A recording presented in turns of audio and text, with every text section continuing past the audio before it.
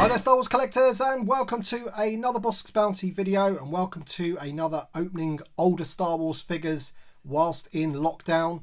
That is right, unfortunately we are still plunged into lockdown in the UK, so I'm here with my son once again to open some older Star Wars figures. So if you do happen to like this video, don't forget to drop a like down below because it really helps the video and the channel. And in this video we've got another 4 great figures to open, including 2 from the Legacy collection. One of those is from the cancelled line, and we've got 2 3.75 inch Black Series figures, one from the orange line and one from the blue line. So loads of cool figures to come up, but first of all we're going to be taking a look at the Legacy collection Hrchek Cal Fass. Now this particular Hrchek Cal Fass figure was kindly gifted to me by the awesome Jeff in California as part of a big package of figures that he sent me, so thank you so much once again, Jeff.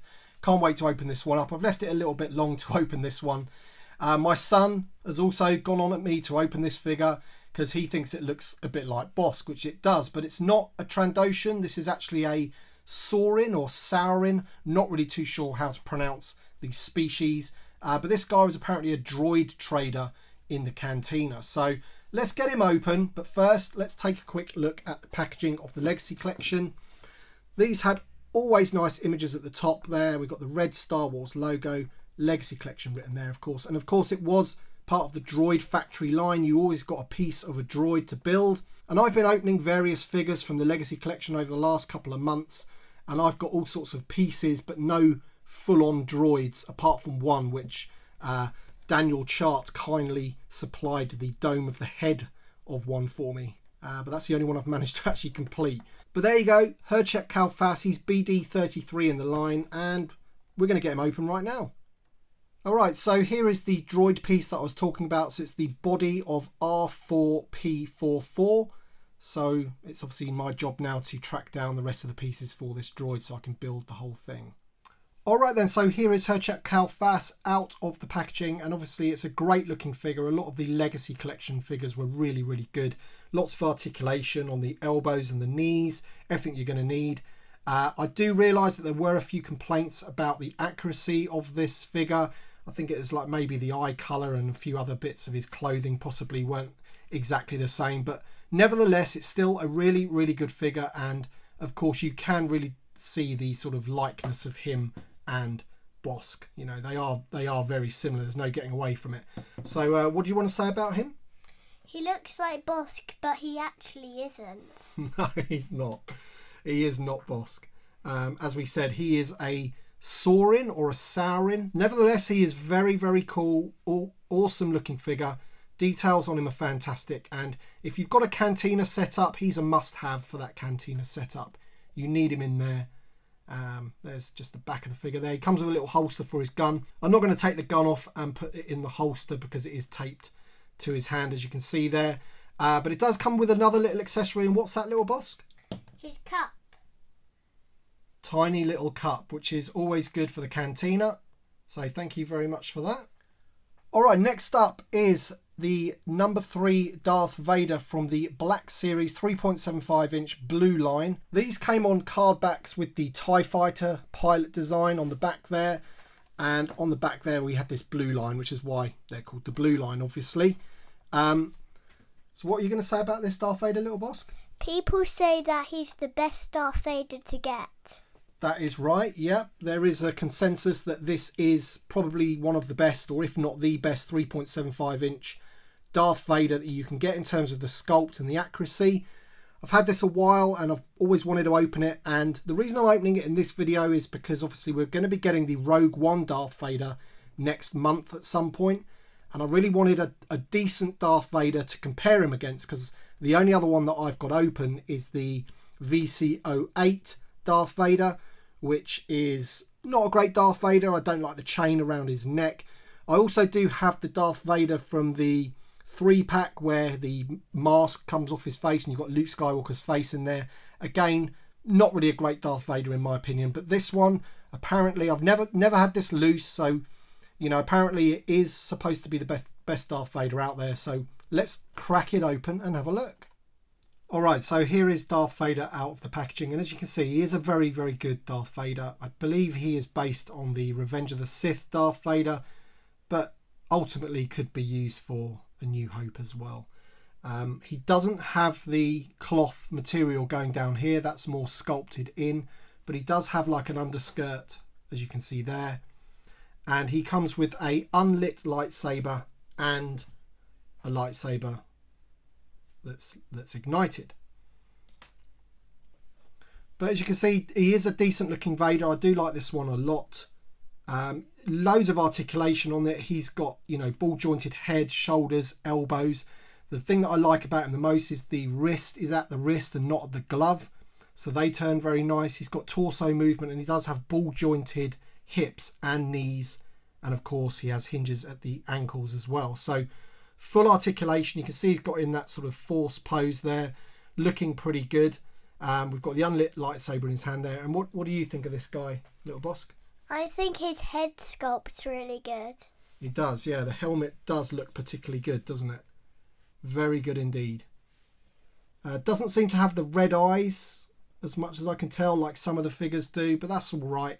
I think the sculpt of the actual mask is very, very nice indeed. And of course the light shining off of it, you know, gives it that shine. Awesome figure, good to have in the collection. And as I say, it'll be nice to compare this one to the one that's going to be coming out in the Rogue One line, because that does have plastic underskirt, which is something that I've sort of, you know, I'm not too happy about that they're doing, but you know, but give it the benefit of the doubt. We'll wait and see it until we see it in hand and compare it against this one. But yeah, that's Darth Vader. Pretty awesome. Alright, so next up we have another Droid Factory Legacy collection, but this one's a little bit different. As you can see, it's on this like R2-D2 style card. This was like a cancelled line, essentially. These came out, there wasn't too many of them, and they just cancelled the line. This one is the TIE Fighter pilot, and the reason I wanted to open this guy was because essentially we're getting a re-release of the TIE Fighter pilot next year. I don't have one loose.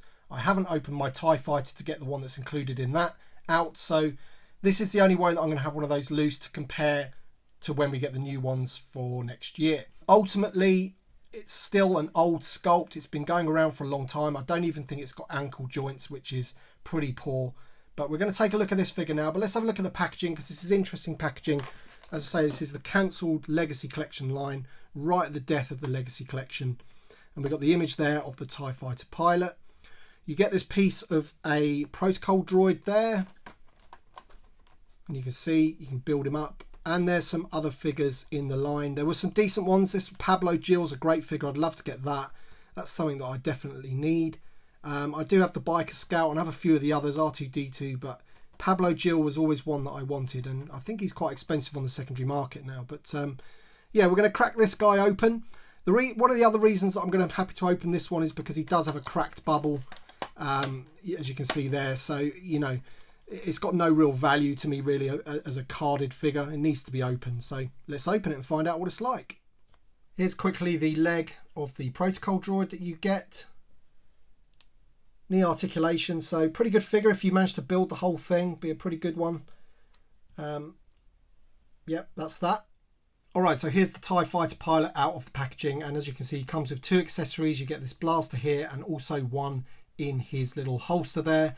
And this figure is just bizarre to me. If you look at this belt, so you've got this belt which is the holster, but if you move it up, he's got exactly the same belt underneath, but obviously without the holster. So I don't know why they didn't just sort of, you know, sculpt it into his belt, the holster, instead of having it sort of sliding around on a different piece. But essentially it's the same thing underneath. So that is bizarre to me. I don't really know why they've done that, but you can see there he's got his insignias on his elbows and on the helmet. The helmet sculpt, I think it could be a bit sharper. I think they could really improve on that one, personally, in my opinion.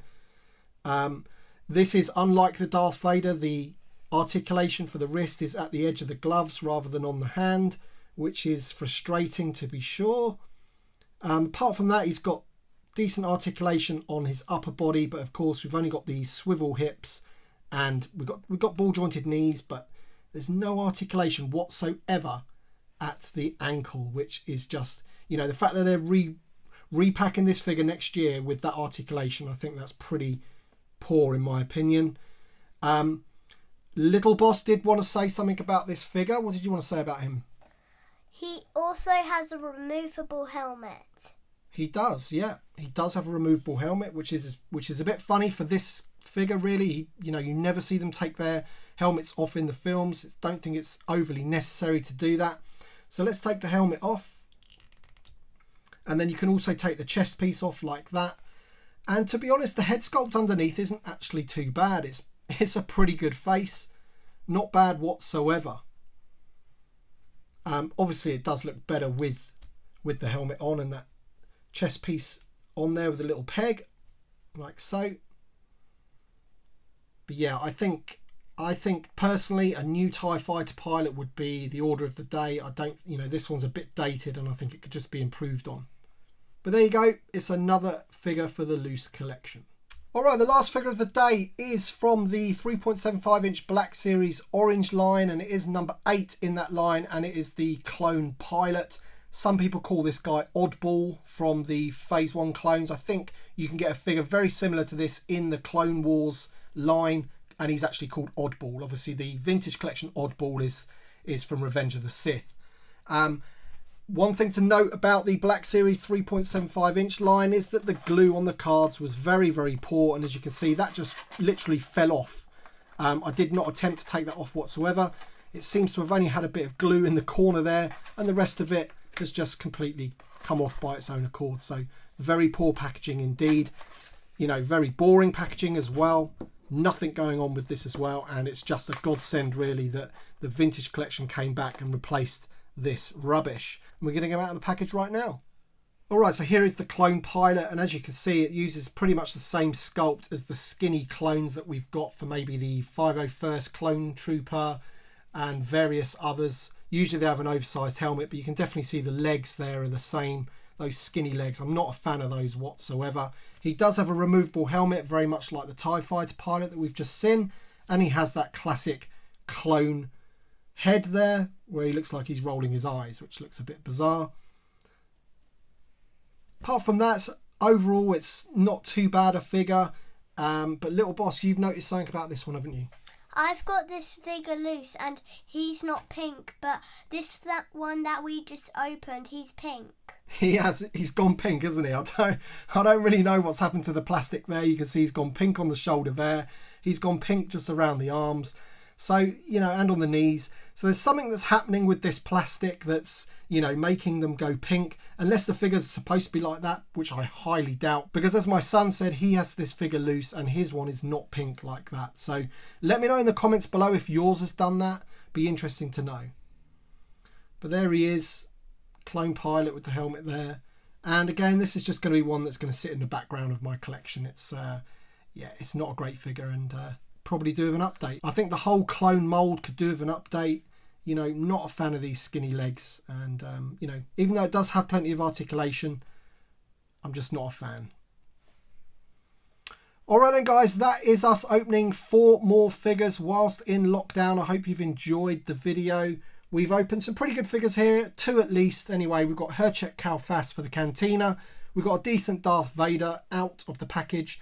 And we opened, 2 so-so figures in the TIE Fighter pilot and this clone pilot. So let me know your thoughts in the comment section below. Let me know if yours has gone pink like this one. Let me know what you think is the best Darth Vader sculpt out there, which figure you think is the best Darth Vader. Thank you very much for watching, of course, and we shall see you on the next one. Bye.